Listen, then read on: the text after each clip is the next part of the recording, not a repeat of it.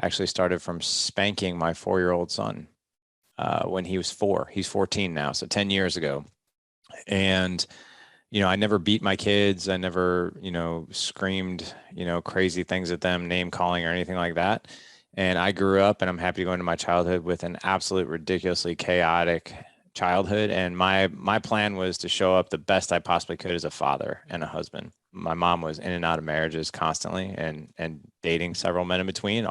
Welcome to the Gentleman Success, Happiness, and Fulfillment Talk podcast, where we bring to you the most successful, happy, fulfilled gentlemen from around the world who have been able to conquer themselves, their life, their marriage, and their businesses. You will be learning from four-dimensional gentlemen who have cracked the code to the science of having it all. The question is, how can married entrepreneurs with kids become gentlemen, achieve true freedom, and build a successful, happy, and fulfilled life, marriage, and business? This show will give you the answer for that. My name is Alex Ramirez, and I'm your host, and you're welcome to the Gentleman Success, Happiness, Fulfillment Talk podcast. Hello, everyone. Welcome to another episode of the Gentleman's SHF Talk with Alex Ramirez, the Gentleman's Success, Happiness, and Fulfillment Talk with Alex Ramirez. And today I have a very special guest. I'm very excited to talk to him. And I always say some things like this, but it's because it's always true. And before I introduce him to you, though, I want to give a big shout out to all of you who have been leaving reviews, comments, likes on all the major podcasting platforms, on the Google, the Apple podcast, the Spotify, and to all of you who have been leaving comments, reviews, and likes on YouTube as well. Thank you very much.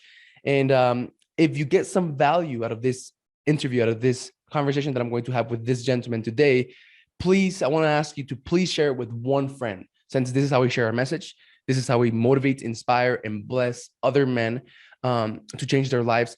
And this is how we make an impact. So I know that the majority of people never take the time to leave a review, a like, or anything like that. Actually, 95% of people never take the time to do that. But the 5% of you who do are the ones who make all the difference. And to you, I say thank you. And today I have Larry Hagner. And is that how you pronounce your name, man? Yes, sir. That's me. Awesome. Larry Hagner. He's a creator of the Dad Edge podcast, featured on one of the top, as one of the top dad podcasts on iTunes. The show has received over 5 million downloads. Larry is the author of 2 bestseller books. He has featured some of the most elite humans on the planet on his podcast.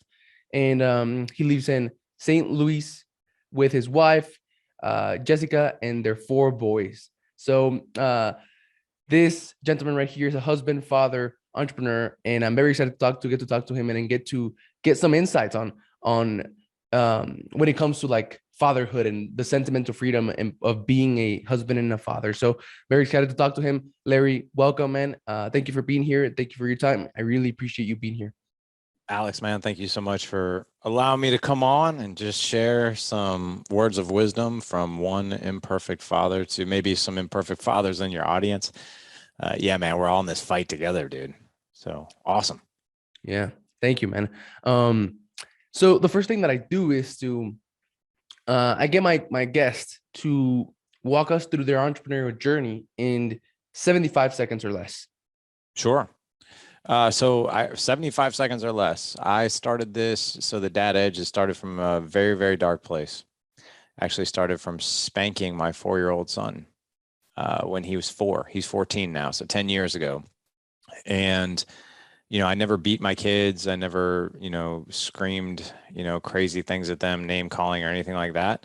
And I grew up, and I'm happy to go into my childhood with an absolute ridiculously chaotic childhood. And my plan was to show up the best I possibly could as a father and a husband. My mom was in and out of marriages constantly and dating several men in between, always toxic, crazy father figures in and out of my life. And to be honest, I wasn't doing any of those things. I wasn't beating my kids. I wasn't calling them names. I was present, but I was physically present, but I probably wasn't the most emotionally present. I knew I had more potential. Line was drawn in the sand when I spanked my son in a fit of rage. He stepped out of line as any 4-year-old would. I spanked him. He hit the ground. And that was very tough, man. And it was in that moment that I knew something had to change. And I started, at the time, it was the Good Dad Project. And I started a Facebook page, just called the Good Dad Project. And basically it was just me learning and posting things, basically keeping a record of it. 2015, a few years later, I decided to start a podcast and a website, wrote my first book called The Dad Edge. It was just basically a very basic book, just some simple things that I was learning about being a father. And I just wanted to share it. And to be honest, it was never meant to be an organization. It was never meant to be even a business, or it was never meant for me to go full time. It was just something that was very therapeutic for me to learn how to do this better. And over the past 7 years, Dad Edge has become, the past 3 years running, has become the #1 dad podcast on iTunes and Spotify.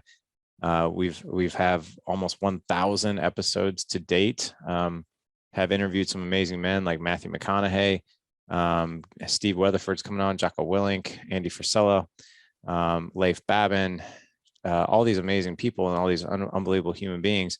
And it literally all came out of absolute struggle. And now, just from an entrepreneurial standpoint, the Dad Edge is a 7-figure organization.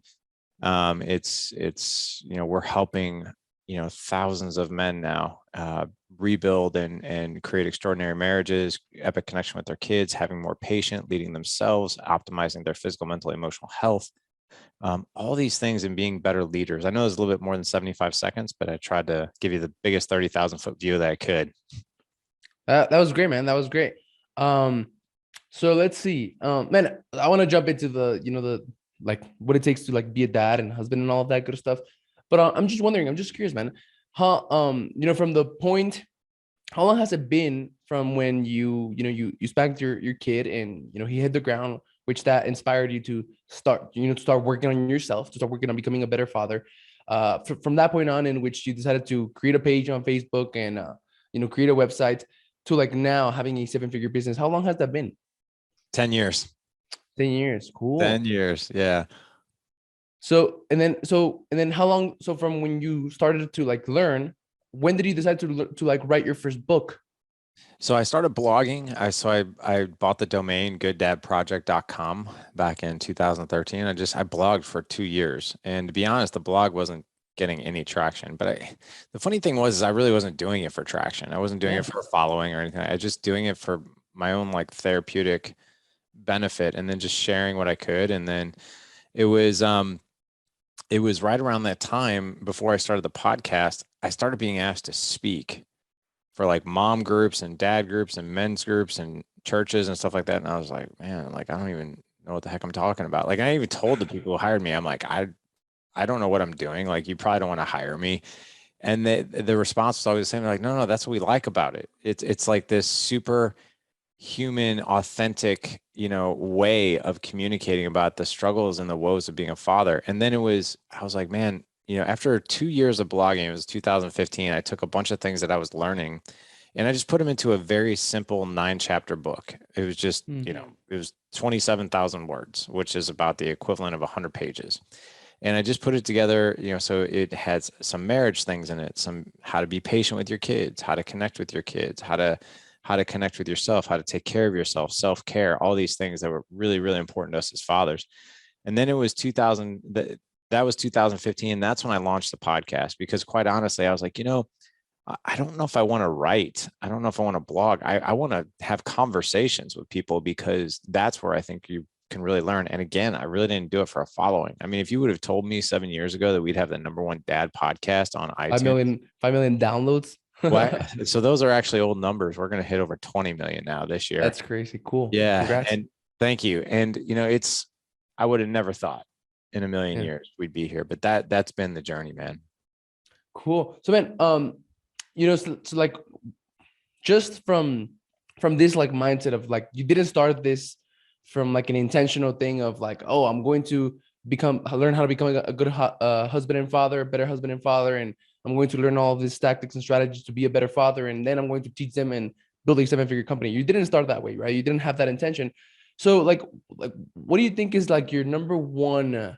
So like now looking back at your journey, is there anything that that jumps out to you in terms of, oh, I could have done it this way, or could have gone this way, or anything like that? So, as far as like how I made the pivots, is that what you're asking?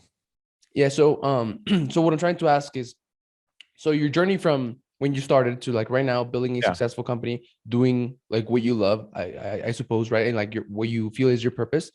So from like that journey, looking back now, how everything happened, is there anything that comes to mind of how you could have like, I don't know, maybe, yeah, pivot, done things better, faster, something like that? Yeah, because when I first started this, I mean, I had a full-time job and I was just like, man, this is just a hobby, right? I mean, even like the podcast, I was like, this is just a really cool hobby. It wasn't until 2016 that, well, 2015, I joined my first mastermind, and it was a Christian businessman mastermind, basically helping Christian men not only develop businesses that bring them joy, bring them to life, serve value to other people, but also, how to show up better within your marriage, how to show up better within your mindset, how to show up better with your kids. I was just like, I never experienced a mastermind ever, like I'd had friends, but they were like sort of like these rusty relationships. You talked about the same, stupid things, Yeah. work and life and sports and, Tom Brady and blah, blah, blah, blah, blah, and all that. And, it wasn't until I joined this mastermind, I was like, this is unbelievable. Like I can be my most authentic, vulnerable self. I can come here, get advice. I can share advice. I can learn how to create more value for people. And I got so much out of that mastermind. And the guy who founded that mastermind, I remember being on a coaching call with him. I was like, dude, I don't know where to take, the dad edge. Like, I'm really struggling with that. He's like, he kind of joked with me. I had been in that mastermind for 6 or 9 months, and he's like, yeah, I was hoping you'd have an aha moment at this point, but clearly you haven't. And I was like, what are you talking about? He's like, why don't you take exactly what we do for Christian businessmen and do it for dads? Like, develop a mastermind for dads. And I'm like, I don't know how to do that. He's like, it's okay. He's like, here's what you do. Here's what you do. I want you to take like your book, right? Your 9 strategies on how to be a better father.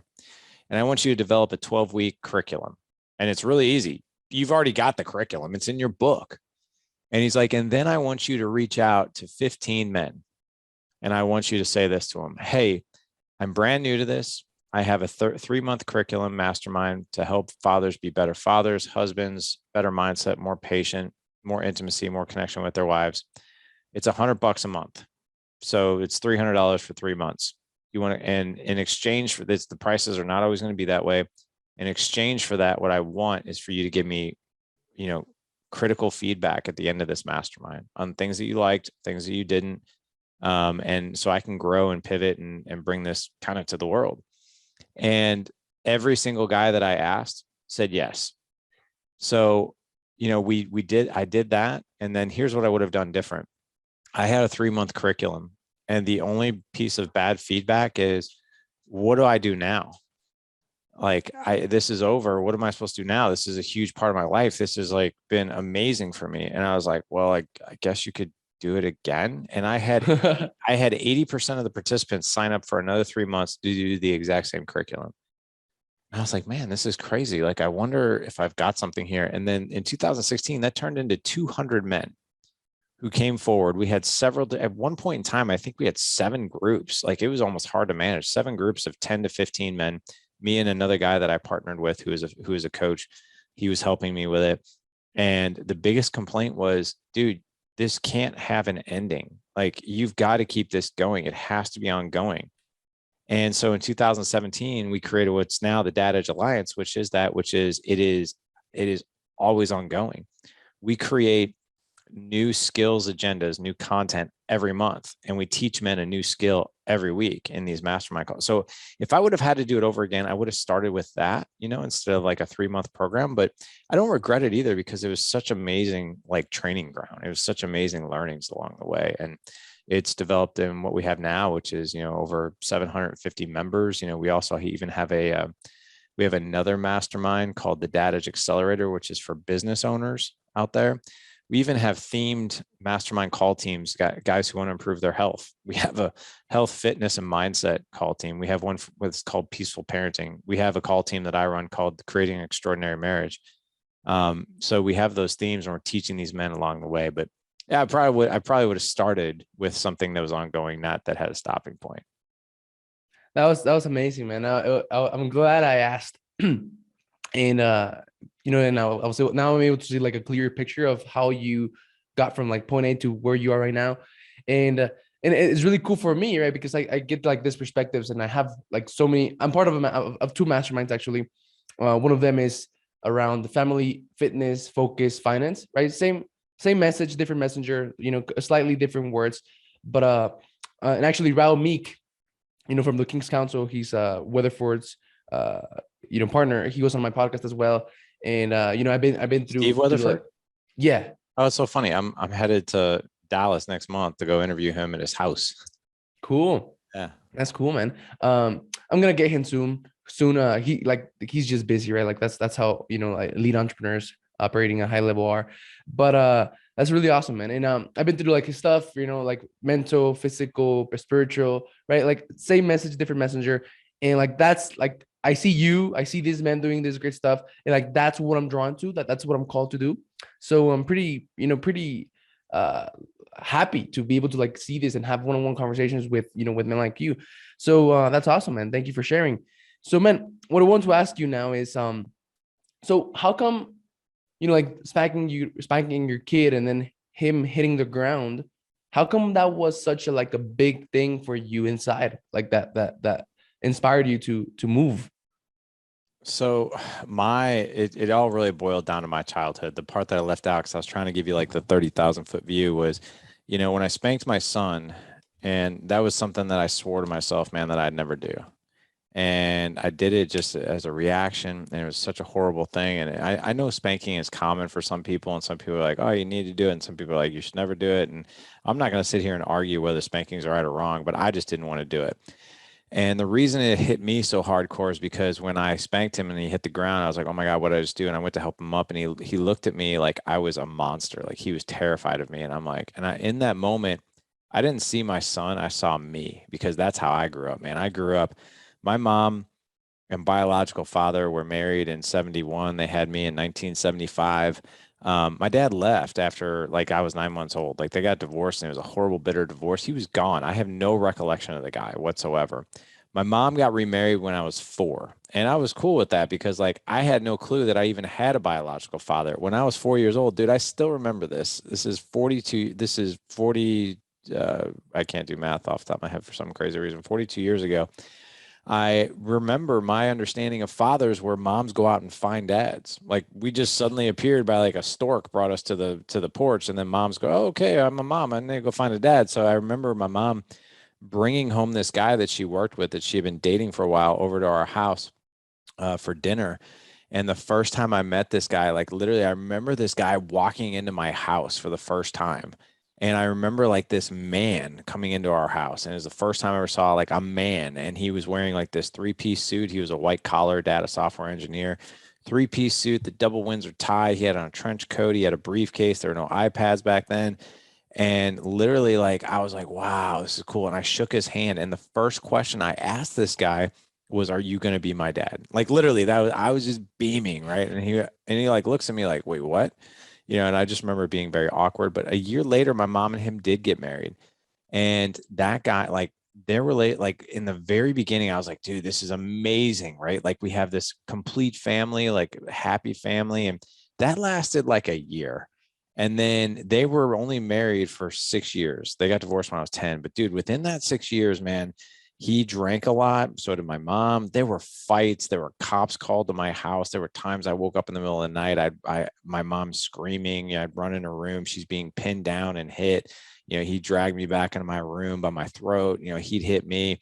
Like it was crazy, man. And then when I was 12, get this, and I won't go into detail for sake of time, but I actually found out that it was that point in my life when I was right around 10. I was like, wait a second, like, wait, where did I come from? Like at this point in time, I understood the birds and the bees. I was like, wait a second, where did I come from? This guy came in at like when I was 4. And that's when my mom told me, you actually have a biological father. Like you've just never met him. And I was like, wait, what? Hey, sorry for the interruption. Real quick, do you want to know how I've been using my podcast to build a multi-million-dollar network with over 100 7, 8, and 9-figure entrepreneurs?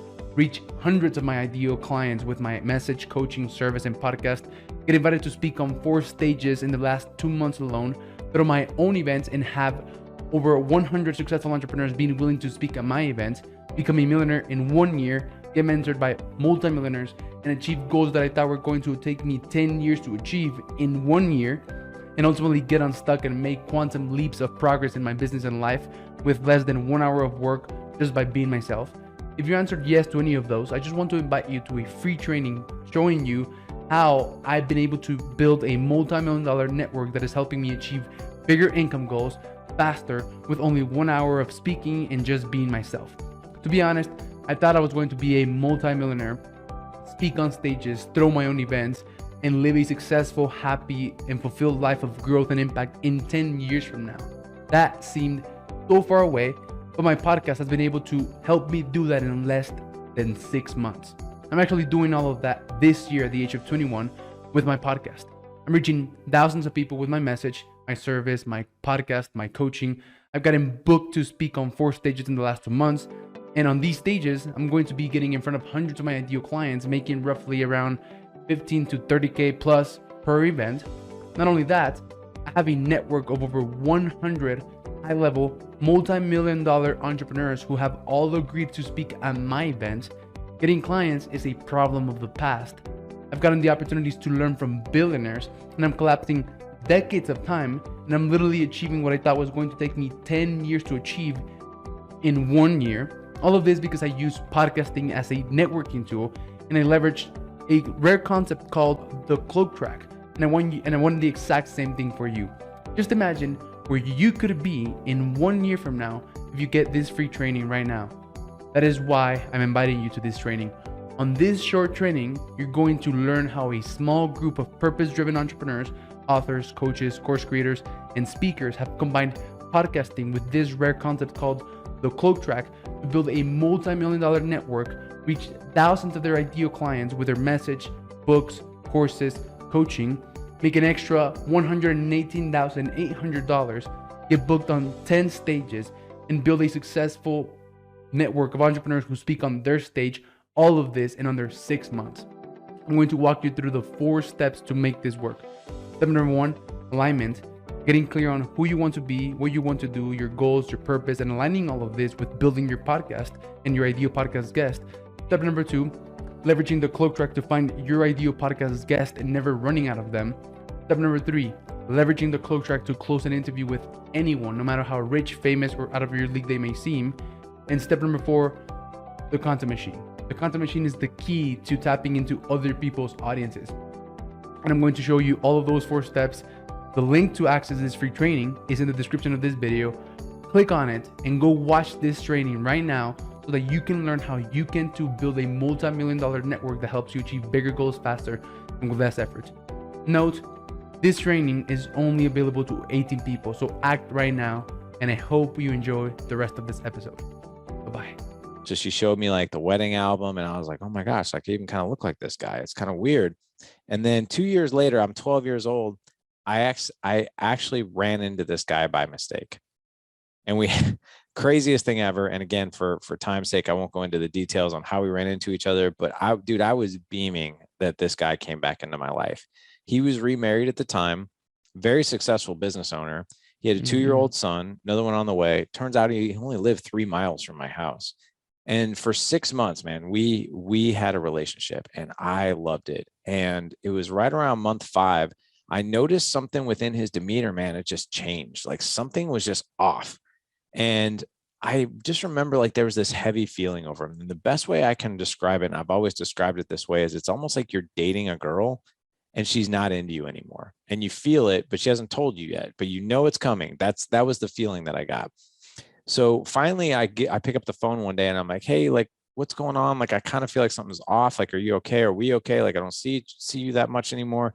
Basically, it was like, it's me, it's not you. I can't do this. Like, I'm trying to start over. And that was it. He left my life again. My mom continued to date and then get remarried one more time. But every guy, man, was a disaster. Every guy was a partier. Every guy was an alcoholic. I can't confirm nor deny if there were drugs involved, but I'm pretty sure there was. I was raised with this heavy hand by my mom and the dudes that she was around. You know, I went to high school, graduated college, married my college sweetheart, and like literally, I dated her for 7 years because I saw nothing but disastrous relationships. So when I got married, I was like, I want this to be one time. And dude, it was so important to me that I had a successful marriage, and I felt so unequipped to do it. And then when I became a father to a son for the very first time when I was 30, I was like, this is so important to me. I do not want to screw this up. Then I had another son. And here's what I can describe to you, and I'll finish with this. This is, I'll end with two things. This is what I think is the biggest mistake, how we go about fathering and marriage. You know, marriage and fatherhood, like my template was I had a laundry list of things of what not to do. And I thought that was enough. I was like, okay, I know I'm not going to do all these things. I know I'm not going to get drunk. I'm not going to beat my kids. I'm not going to do this. I'm not going to yell profanity. I'm not going to do this, all this stuff. Right. But here's what that's like in real life. We think that that's okay. That's like going to Lowe's or Home Depot, buying your brand new barbecue pit, and you open it up out of the box and you open up the directions, and the directions are like, congratulations, new barbecue pit. Here's 100 ways not to put this thing together. And you're just like, well, that's fantastic, but what the hell am I supposed to do? Right. So that's what it felt like. Now add this one last curveball. I'm 30 years old. My wife is pregnant with my first son. I was in the medical device industry. I was in sales for medical device equipment. I had a Monday morning meeting every morning at this one Starbucks here in St. Louis. So 17 years ago, I'm sitting in Starbucks at this meeting. I don't know what it was, but I saw this dude walk in, and he kind of caught my eye, and I looked at him. I was like, holy crap. How's That's my your dad? father. That's my father. Holy shit. Yeah. Hadn't seen him since I was 12. Last conversation I had with him, it's me, it's not you. I can't do this. I'm trying to start over. So I see him, and I was like, holy crap. And one of the ladies that I was with on my team, she's like, hey, are you still here? Like, you look like you've seen a ghost. And I'm like, I was like, I'm sorry. I was like, I'm a little preoccupied. I was like, you won't believe this. I was like, but my father just walked in. And she's like, I'm sorry, what? I was like, yeah, my father. And she's like, when was the last time you saw him? And I kind of gave her the 30,000-foot view. And she's like, oh my God. She's like, that's him. And I was like, yeah. She's like, what are you going to go say to him? I was like, I'm not going to say anything to him. Nothing. She's like, wait, hang on. You haven't seen your father in 18 years and you're going to let him walk out of here? I was like, yeah. I was like, he's never been a part of my life. I was like, what am I going to say to him? Without another word, she just got up and went over to him. Like, just got up and went over to him. I was like, oh my God, what is she doing? Like, started talking to him. And I was like, do I run? Do I leave? Do I punch him? I was just like, I had just a whirlwind of emotion. I couldn't hear them, but I could read his lips. And I saw him say, where is he? And he looked around, and then our eyes met. And I was like, oh, dude, this is about ready to get really real. And then he just got up very humbly, came over, extended his hand. I shook his hand. He's like, hey, man, he's like, how are you? And I'm like, fine. How are you? Like, I wasn't nice, but I wasn't an ass. Like, I was just sort of in between. And he like looked at, like, I was in a suit, and he saw my wedding ring. He's like, wow. He's like, what do you do for a living? He's like, you're married? I was like, yeah. I was like, I'm actually expecting my first son here in a few months. And he's like, what do you do? I was like, I'm in medical device sales and blah, blah, blah. He's like, wow. He's like, well, so we talked, and then he's like, we should get together sometime. And I'm like, listen, man, I remember saying this to him. I had my business card. I mean, this is 2005. I handed my business card over to him. I'm like, look, I was like, if you want to get together, here's my card. This is how you find me. I wasn't about ready to ask for his number. And lo and behold, the very next day, dude, I got this email that was like a didactic, basically owning everything that he had thought about for the past 18 years and biggest mistake, and asked me out to breakfast. Well, that breakfast turned into the past 17 years, which he and I have now had a relationship. I have two younger half brothers. I'm actually leaving next week to go to my youngest brother's bachelor party because I'm in his wedding. I mean, so like that, this had a very happy ending. But my childhood, to answer your question, dude, I had no idea what I was doing. And I came from this chaotic background, and I swore to myself I would never do it. And then when I hit my son, I was like, holy crap, I'm doing the very thing that I swore I would never do. So how do I make it better? How do I make it right? And that became this journey. That was an amazing story, man. I was like, oh, like painful. Right? I could Yeah. feel it. I could feel it a little Yeah. bit, man. Yeah. Thank you for sharing all of that, man. So, man, I was raised in a Mexican household by a mother who had me at 15 years of age, right? Not a lot of patience and not a lot of emotional, like emotional maturity. So, like, I was raised with like spanking, right, and belts and all of that. So, like, I have a 2 year old daughter, and like there's a couple of things that I want for her. I want for her to know, to like realize, like in some way, and I still haven't found a way to like teach her this, but to like let her know that she's perfect just as she is, that she doesn't need anyone validation, approval, acceptance, because that's what you seek as a kid, right? And like that's what leads you down the road of wanting to like belong, wanting to fit in with everyone. When the reality is that you don't have to. That is one thing that I want for her. Another thing that I want for her is to like find her talent, find her skill, find her superpower, her like what she's good at naturally, right? And then just exploit that. And instead of her sending her to school to like study all kinds of a bunch of things that she's not even going to use in her life, like help her focus on that one thing and become world class at it, right? That's another thing that I want. And another thing that I want for me is to like be the best husband and the best father for her, like what I never had, right? So, man, like what should I know? Like I just want to know, like, what should I know? Because I don't know Ooh. anything. Yeah. So if I could, if so, basically, what I'll tell you, right, is I'll give you some advice that I would give you're 21. Yeah. Yeah. So here's the advice I'd give my 21-year-old self. Um, Never ever buy into the fact that marriage, everyone gets married, and a successful marriage comes naturally because we're in love. And if it doesn't come naturally, or if it doesn't come with some work, then we're not meant to be together. That is the biggest lie out there. Having a successful marriage is no different than being a successful podcaster. And what I mean by that is you have to learn skills in order to be a successful conversationalist, a successful host, to be able to bring the best out of your guest, right? Which you do. You've obviously have learned skills to ask really, really good questions to bring the best out in your guest. And a lot of people don't know how to do that. That's a skill that we learn, right? Take anything that anybody has ever been good at. They have had skills and training. Think of a police officer. Mm-hmm. You don't show up to the police academy and they say, "Hey, congratulations, I know you showed up today. You're actually a cop today. There's no training anymore. Head down to precinct number 2. They're going to give you your firearm, your uniform, your squad car. Don't worry, you'll figure it out. It's the best time of your whole life. It will come naturally to you. And if it doesn't come naturally to you, then chances are you're just not meant to be a cop."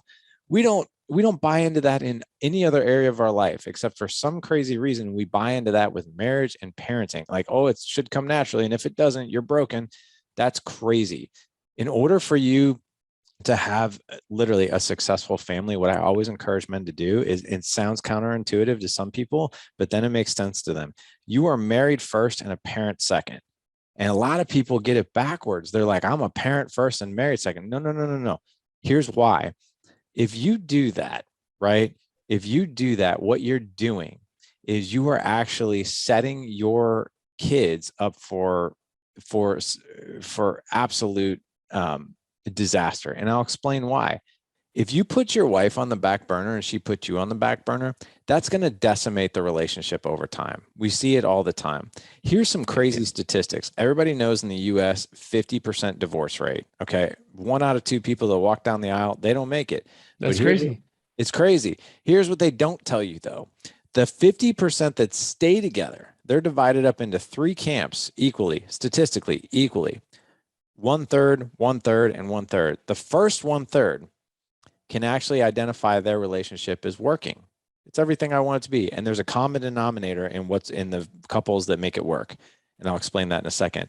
The second camp is, it's okay. It's not everything that I ever wanted. It's kind of boring. It's okay. It's too much trouble to get divorced. Intimacy is not the best. It just is what it is. This is marriage. Like, this is what's supposed to be. Man, that's crap. And then the third camp is they're complete strangers. They have no connection whatsoever. They're basically living under the same roof, And their perception is we have to stay together for the kids, and or it's too financially devastating for us to get divorced. So we're just going to stick this out till the kids are out, and then we'll be on our way to separate lives. There's one common denominator that separates successful couples from the other two camps, and that is the successful couples understand and realize, in order for me to make this work with her, I have to constantly be growing. I have to constantly be pursuing him and her. I have to constantly refine my communication skills. I have to be very, very intentional with what I'm putting forward.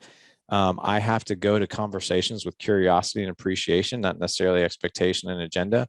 They're open to growth. So here's the other thing too, that if you don't have a successful marriage, I'm not saying you're a bad parent. I'm not saying that at all.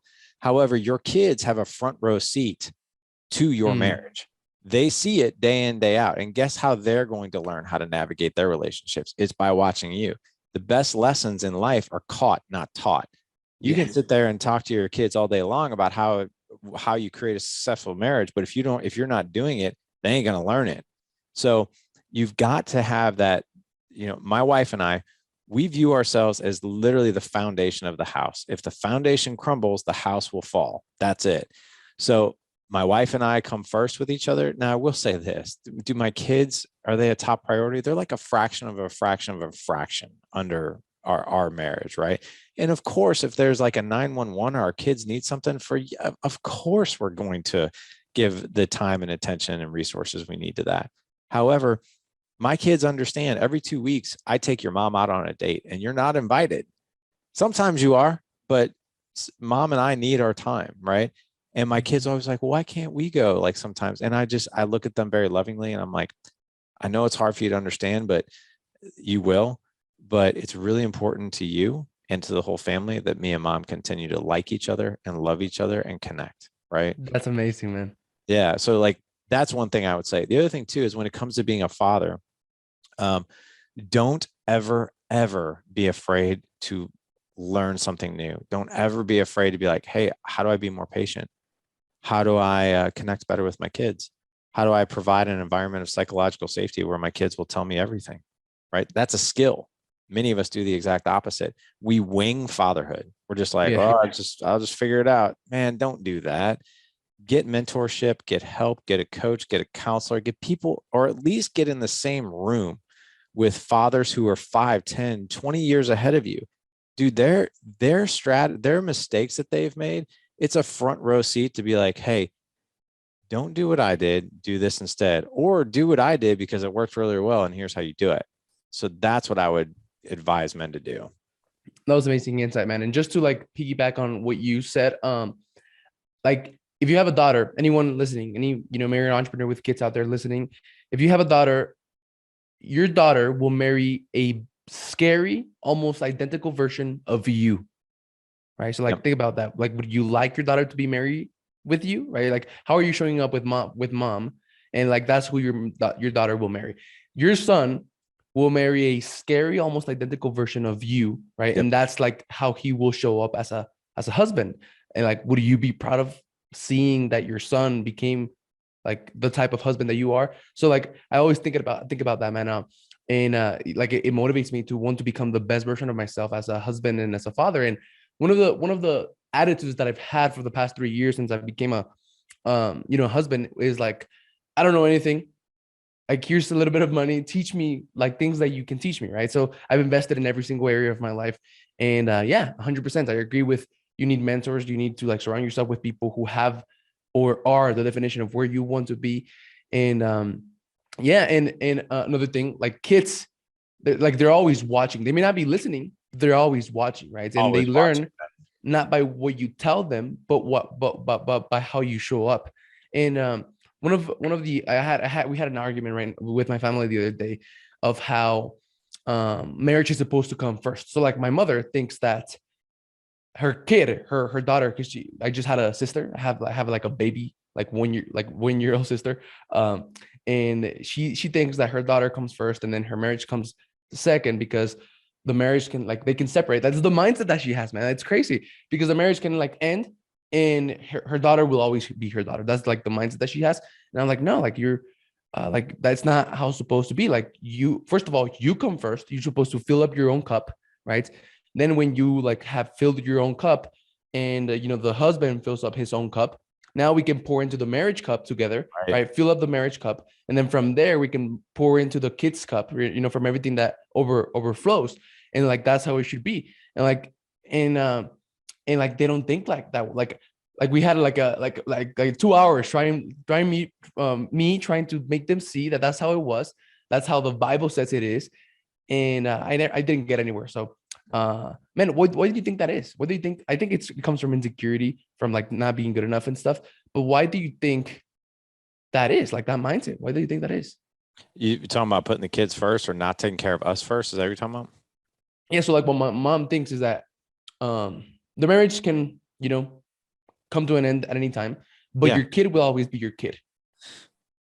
I think that, so that's a touchy topic for me, because I think if that's your view, you're setting your marriage up for disaster. Yeah. Like you're just that's that, and I'm just going to call it for what it is. You're setting your marriage up for disaster if that is your view. The kid will always be my kid. Well, guess what? Your kid isn't always going to live under your roof, right? Your kid is going to go off and go get married and try to navigate different relationships in his or her life. And guess what?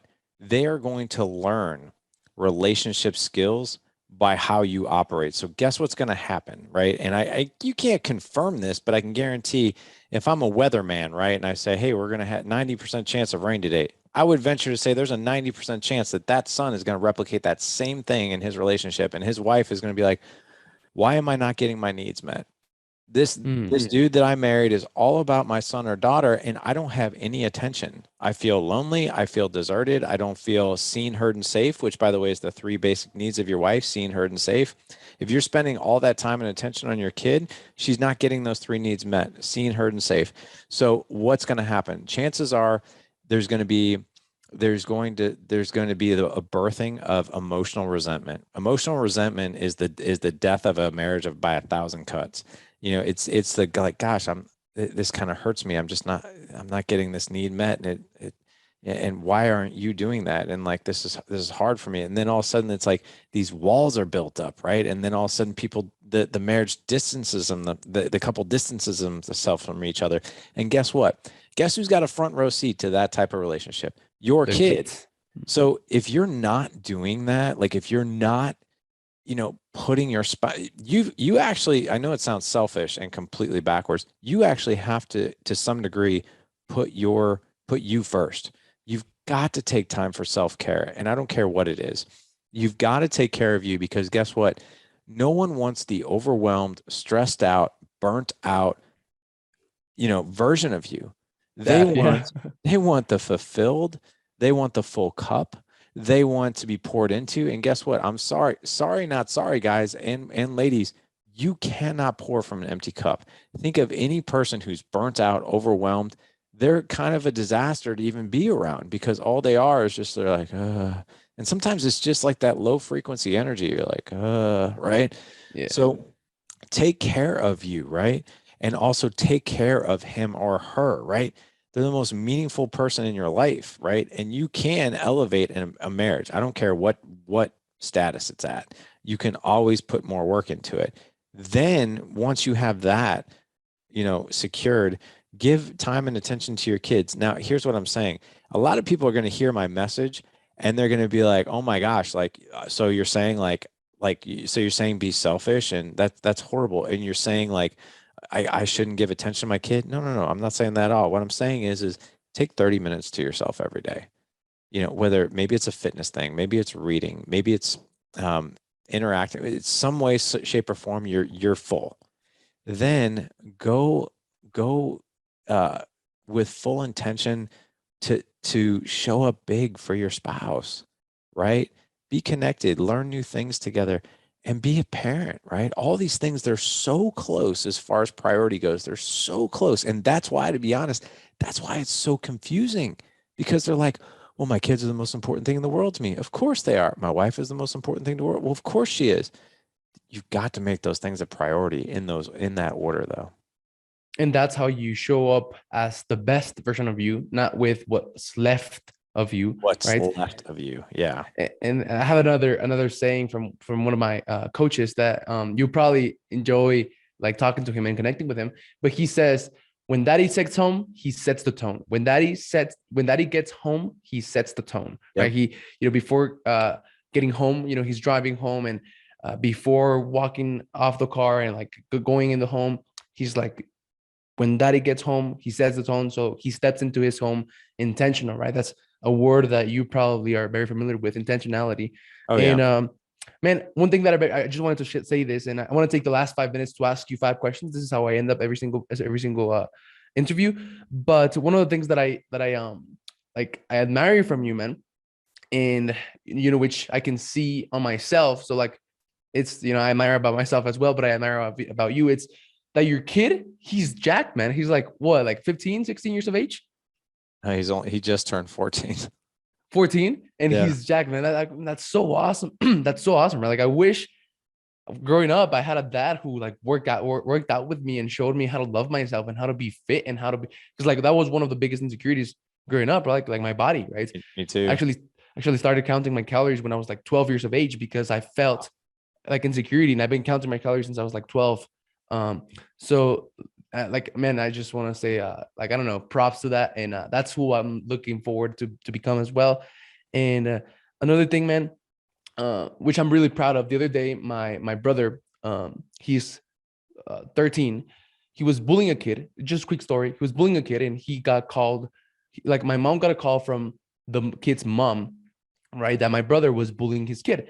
And like my mom, like she hasn't changed, she hasn't she hasn't changed. And he was like, she was about to go pick him up at school, like get him out of school to like bring him home and like spank him, and like that was like his way of correcting him. And then I was like, no, mom, like that's not what you're supposed to do. Like, and she listened to me. Like that was a very proud moment for me because she listened to me, right? And I was like, what you're supposed to do is, first of all, understand why he's doing it. The reason he's doing it, like that kid was his best friend, like since kindergarten, and now he's bullying him. And the reason he's bullying him is he's calling him names in front of like the other kids. And I was explaining to her how he's just looking for like validation, approval, and acceptance from the other kids, and he wants to make himself bigger by bringing the other kids down. And she was like, wow. And I was like, instead of you, like just hitting him and not teaching him the lesson, this is what you're supposed to do, right? And like I was really proud because when I watched one of your interviews, man, like the lesson that you gave your kid for shoplifting, like that was like mind blowing to me, and it was amazing. I was like, holy shit, like this. That was when like I got sold on like doing whatever it takes to having you on my podcast. But yeah, man, I just wanted to mention that. And I'll go ahead and ask my 5 questions because if not, we're going to run out of time. And actually, my first question is, what advice would you give your 20-year-old self if you could? Not have to redo your life or not have to like go back or whatever. Not just give some advice, maybe a different piece of advice than what you give me right now. My advice is to ask for help. Ask for help. Awesome. That was the hardest thing in the world for me to do. And I think it's the hardest thing for people in the world to do. When you ask for help, a couple things happen. You get help, number one. And then when you ask for help publicly, you inspire others to do the same, which makes you more relatable. 100%. Yeah, ask for help. So one of my coaches is like jacked, right? He's like the founder of the mastermind. And then like he cries every time he goes up to speak, and like that gives permission for other men to like cry and open up and be vulnerable, man. So yeah, 100%. The second question is around mindset. So like, what is one mindset shift that you've had that you can share that has allowed you to like get to where you are right now in your life? A mindset shift? Is that what you're asking? Yeah. Mindset shift would be, it would be the same. I know I'm answering both questions the same, but it would be the same. There's two types of mindsets. There's fixed mindset and growth. A lot of people think, well, this is my life, this is all it is, and it just is what it is. Having a growth mindset is not necessarily being tied to the results, but also paying very, very close attention to the journey and the lessons that come within the journey. So be afraid to fail. In fact, fail faster. Have the mindset of growth. In other words, like my hands are going to get dirty, right? This is not going to be the most pleasant, potentially journey in the world, whatever journey you're going on, but do it anyway, right? Be cognizant of the process, be cognizant of the fact that you are learning, right? And to always be vigilant about learning. Cool. Awesome. The third one is mindset map clarity. So, do you have any like tactic, strategy, or advice that you can give to help people be more clear, to have more clarity in their life? Clarity. So yeah, get in community. I mean, you obviously know the power of masterminds. I know the power of masterminds. Getting clarity is having a board of advisors, right? Having a group of people of who are most importantly like-minded. And I also encourage men to get into rooms where people are ahead of you. That is where real growth happens. Get in rooms where people are ahead of, like, listen, if you're a 5-figure business owner, get in the room with 6-figure. If you're 6-figure, get in the room with 7-figure business owners.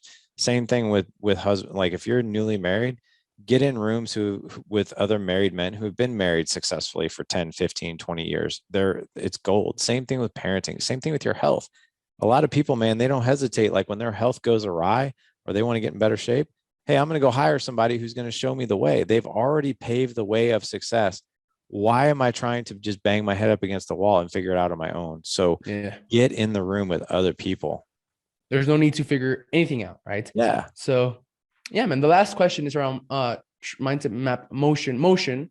Actually, no, the second to last question. Motion. Do you have any habits that you can share that has contributed to your success? A habit? So I am relentless. I am an executor. I have a routine that I follow every morning, that I swear by. I ask the question, like when it comes to success, it's who, not how. The how will paralyze. Ooh, I just read that book, man. Fuck. Yeah. Thanks. Yeah.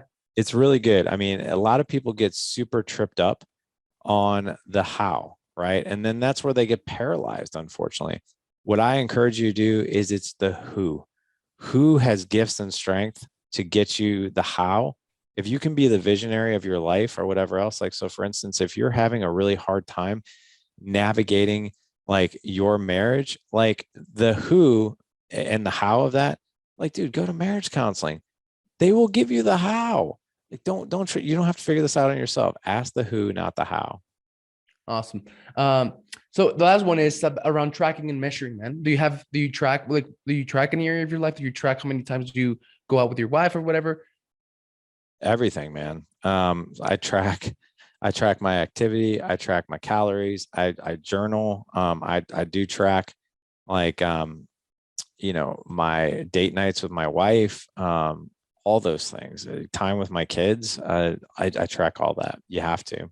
Awesome, man. So, man, I had a fun time, and thank you very much for sharing the wisdom you shared. So, if I'm a married entrepreneur with kids, I want to learn more about like becoming a better husband, better father, and more about the dad edge and the alliance and all of that. Like, where can I find you? Where can I find more of you? You can find everything that we're doing at thedadedge.com. That's where the podcast is. That's where I have got a ton of free resources out there for married guys. So yeah, you can find everything we're doing at thedadedge.com.